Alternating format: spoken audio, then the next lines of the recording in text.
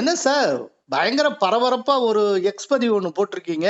என்ன காங்கிரஸ் வந்து 234 தனித்து போட்டின்னு ஒரு முடிவெடுத்து விட்டதாகவே காங்கிரஸ் அறிவிக்கிறதுக்கு முன்னால் நீங்க அறிவிச்சிருக்கீங்க. என்ன சார்? காங்கிரஸ் அறிவிக்கிறதோ இல்லையோ, காங்கிரஸ் உடைய ஒரு மூத்த central working committee, Congress working கமிட்டியுடைய உறுப்பினர் என்னிடம் தமிழில் சொன்னார். பீகாரை சேர்ந்த ஒரு அரசியல்வாதி, தனி கட்சி நடத்துபவர், தமிழகத்தினுடைய திமுக 2021 பதவிக்கு வர வேண்டும் என்று ஆலோசனை கூறினாரே அவர் இன்று திமுகவிற்கு எதிராக போகிவிட்டார். அவர்தான் ராகுல் காந்தியிடம் விஜயை தொலைபேசியில் பேச வைத்தார். இன்று வந்து பீகாரை சேர்ந்த ஒரு தலைவர் ராகுல் காந்தியை விஜயுடன் பேச வைத்தார். நிறைய டீடைல்ஸ் சொன்னீங்க.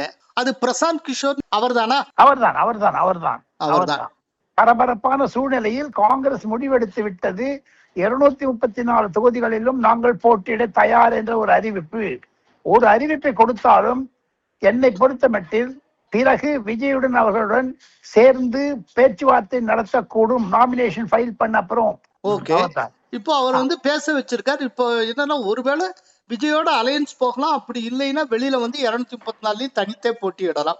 234 தனித்து போடுவது என்பது தமிழக காங்கிரஸ்காரர்களுக்கு ஒரு ஊக்குவிக்க சக்தியாக இருக்கும், மகிழ்ச்சி கிடக்கூடிய சக்தி. 234 காங்கிரஸ்காரங்களுக்கு டிக்கெட் கிடைக்கும். இவகிட்ட 234 கேண்டிடேட் இருக்கலாம் சீனிவாசன்.